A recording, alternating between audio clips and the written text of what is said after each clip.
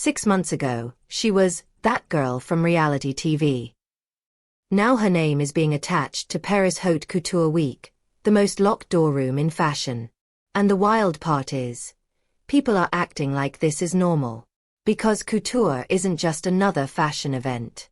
It's invitation-only, status-heavy, and brutally selective. So how did Olandria go from internet buzz to that level this fast? And who exactly opened the door for her? The rollout looked cute with the berets and the tweets. But there's a bigger play hiding underneath. The first clue that this wasn't some random, "I'm going to Paris" moment was how clean the announcement was.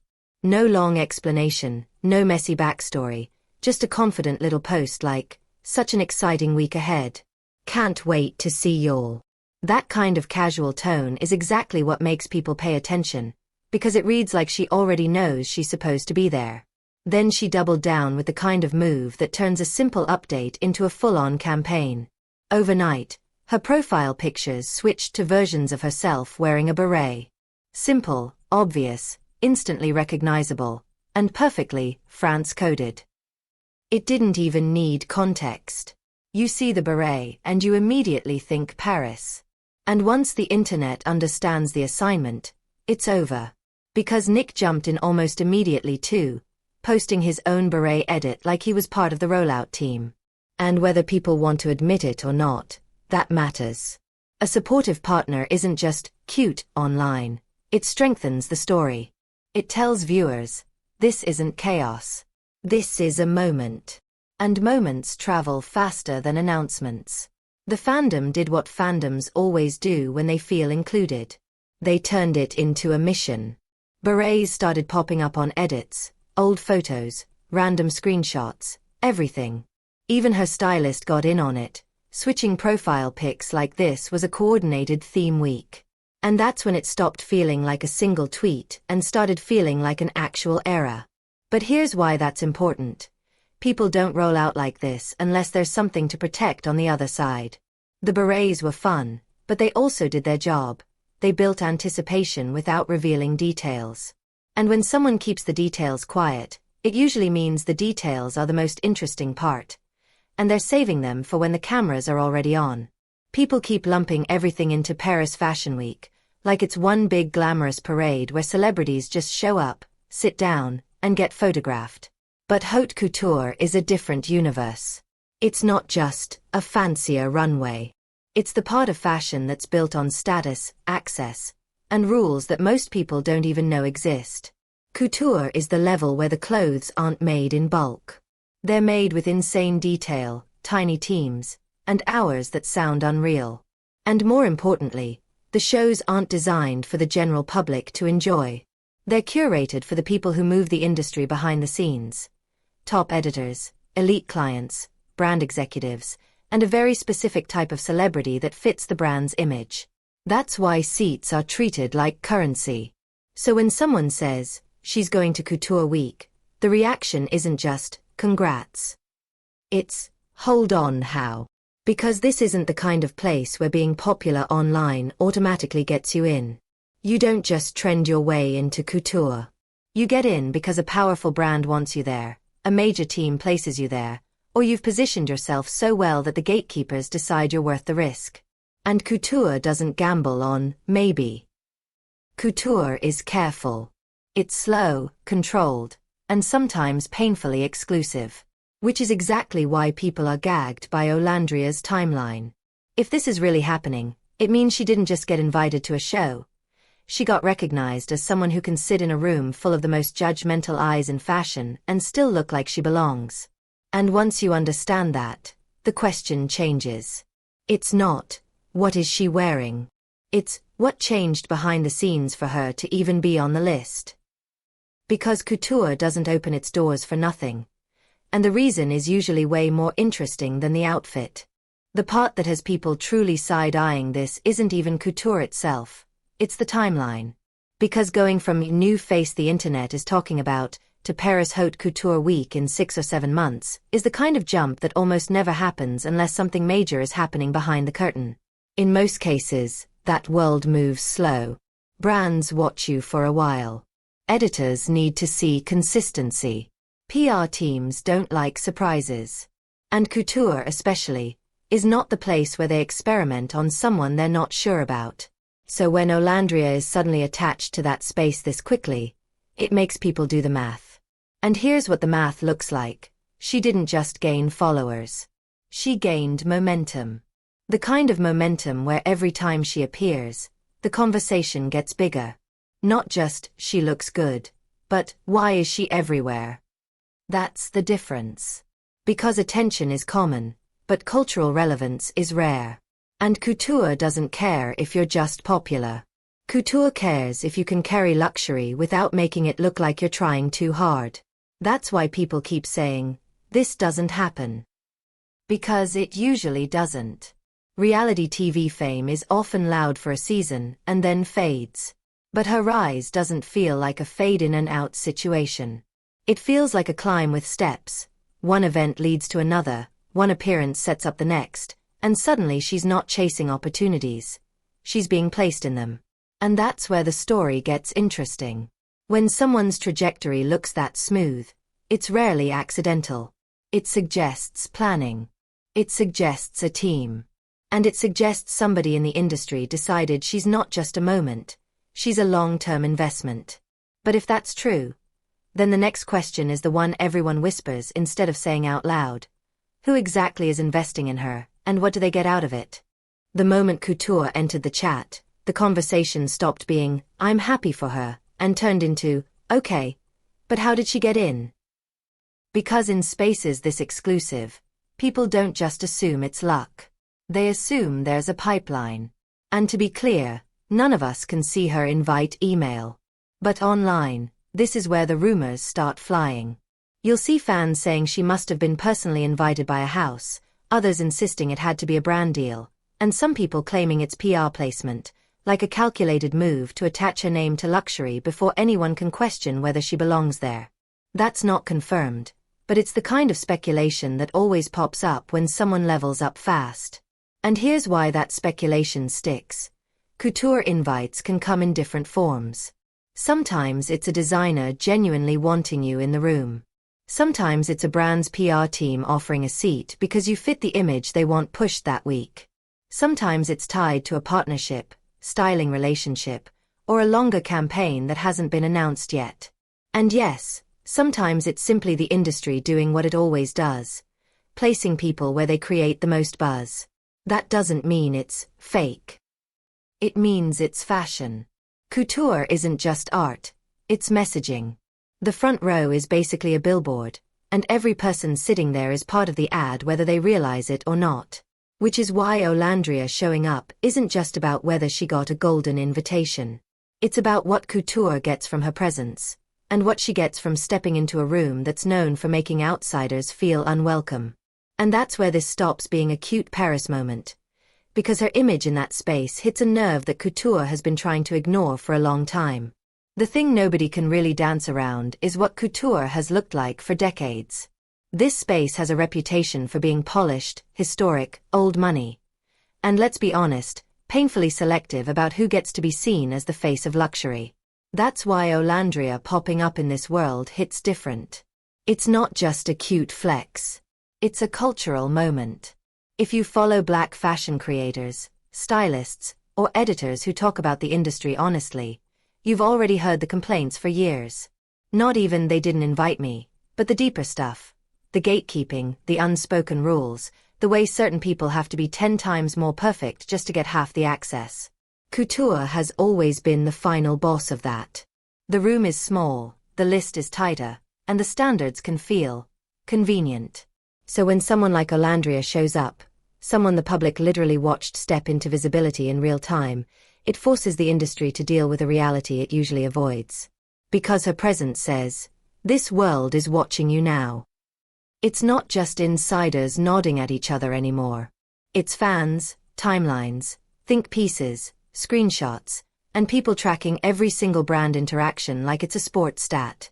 And the reason that matters is bigger than one outfit. If she's treated like she belongs there, that becomes a reference point. It becomes proof that the door can open, even if just a little. Not because couture suddenly became fair, but because visibility changes what brands think is safe. Luxury loves to pretend it's above the internet, but luxury still follows attention, especially the kind of attention that feels fresh, global, and emotionally connected. At the same time, this is where it gets complicated. Representation in these spaces comes with pressure. The minute you're the one, you're not just attending a show, you're being judged like you're representing an entire group. Every photo becomes a debate. Every seat placement becomes a statement. Every styling choice turns into a headline. It's exciting, but it's also a microscope. So yeah, people are celebrating because it feels like we made the right person famous. But couture doesn't hand out wins without a cost. And the reactions to her being there are already hinting at what's coming next. Because for every person cheering, there's always somebody ready to question whether she earned it. The applause in luxury never stays pure for long. The second people realized this wasn't just a cute Paris trip, the tone online started splitting in two directions. The ones screaming she did that, and the ones quietly, or not so quietly, looking for a reason to downplay it. Because couture brings out a specific kind of gatekeeping. You start seeing comments like, "Let's see what show she actually attends," or "Let's see where they seat her," like the chair alone decides whether she belongs. And that's the part a lot of viewers don't catch at first. In these spaces, status is communicated in tiny signals. Front row versus a few rows back. Who she arrives with. Which brand reposts her. Whether editors acknowledge her or act like she's invisible. And then comes the token debate, which always gets messy. There's been a lot of chatter online, unverified of course, where people speculate that couture houses sometimes invite one or two unexpected faces just to look progressive for the cameras. Not because they truly want change, but because they want the headline without the commitment. And the reason that rumor sticks is because fashion has a history of doing exactly that. Celebrating diversity as an aesthetic, then quietly snapping back to business as usual. On the flip side, her supporters aren't stupid either. They argue something simple. Even if the industry benefits from her presence, she benefits too. If the game is rigged, the smartest move is learning how to win inside it. And honestly, that's why this moment is so tense, because both things can be true at the same time. Brands can be strategic, and she can still be deserving. Couture can be calculating, and her rise can still be earned. But the weirdest part is how personal the backlash gets when someone comes from reality TV.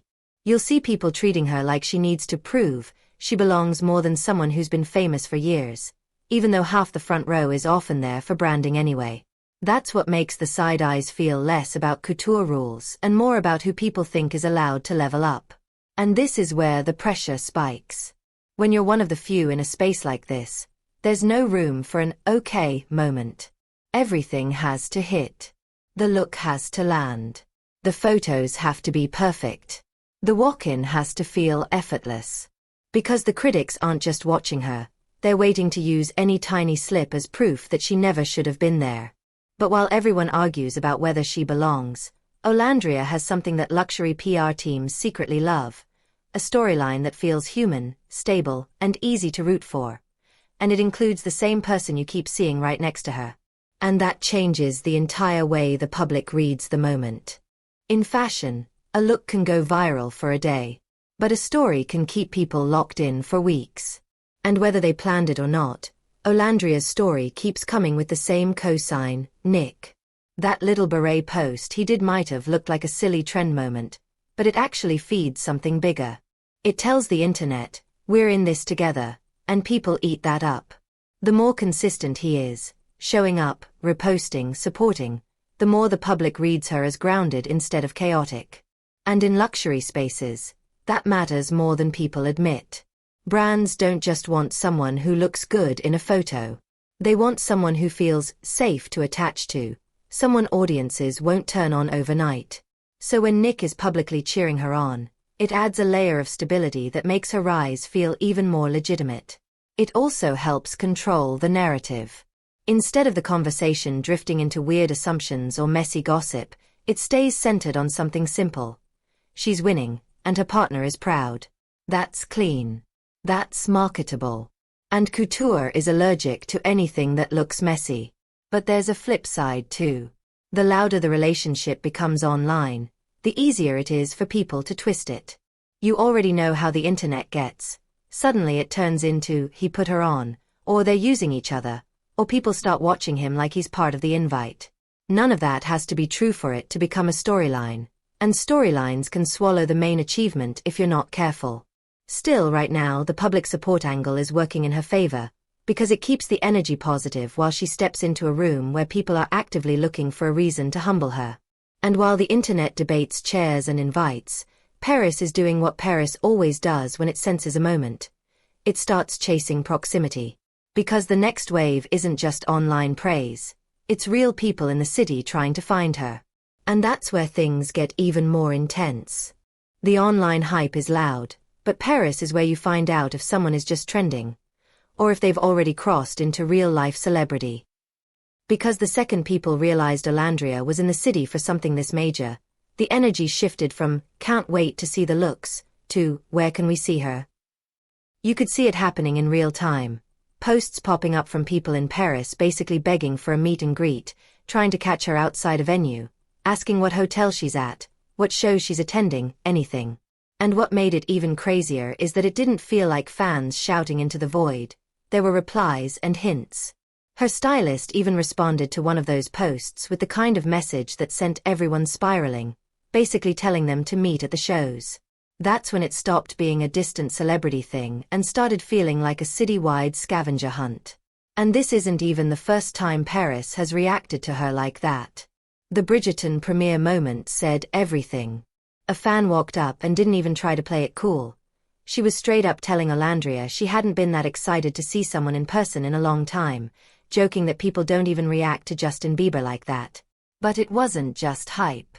She kept praising her as a person, saying brands aren't just choosing her because she looks good, they're choosing her because she has something you can't fake.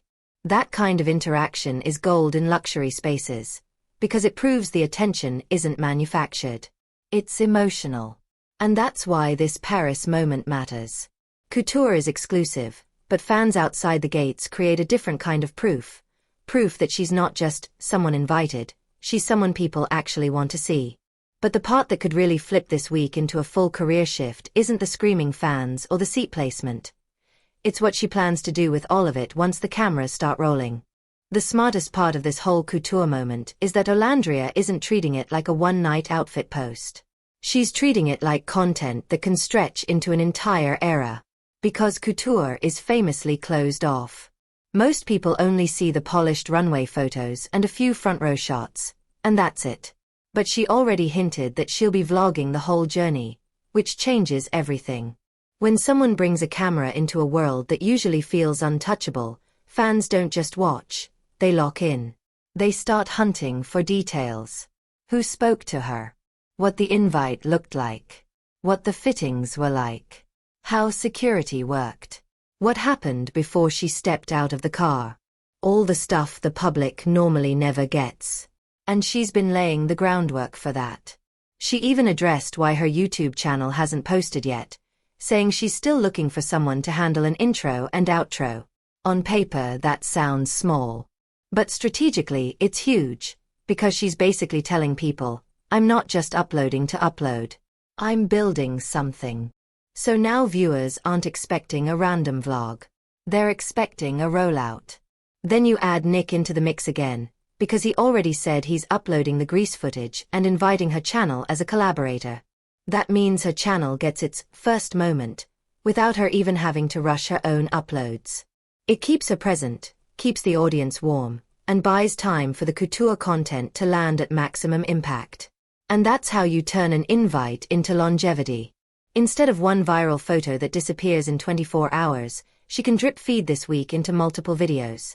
Travel day, fittings, glam, show day, after parties, unexpected interactions, the emotional highs, the awkward parts, everything people actually care about. Because the truth is, couture is impressive. But couture plus access is addictive. And once she controls the behind-the-scenes story, the conversation stops being, how did she get in? And becomes, what happened when she walked into that room? And that's the moment everyone's waiting for. At this point, the couture invite is almost the smallest part of the story. The real test is what happens after she shows up, because in that world, the details are the message. Watch the signals. Who sits near her? Which brand reposts her first? Whether she's shown walking in with a designer, a stylist, a PR team, or completely solo. Even the photos that come out, are they the safe shots, or are they the kind that luxury pages can't stop posting? Couture doesn't just give you a seat. It decides whether you're part of the conversation or just in the background. And then there's the bigger effect. If she pulls this off, if her looks land, if the clips go viral, if the behind-the-scenes vlog makes people feel like they were there, this stops being a one-week flex and starts looking like a permanent pivot. Because the industry loves to pretend it's above influencers and reality stars. Until one of them proves they can move culture and sell a fantasy at the same time. The funniest part is that people are still arguing about how she got in. Like that's the only story. But the invite is the headline. The real verdict is what happens next.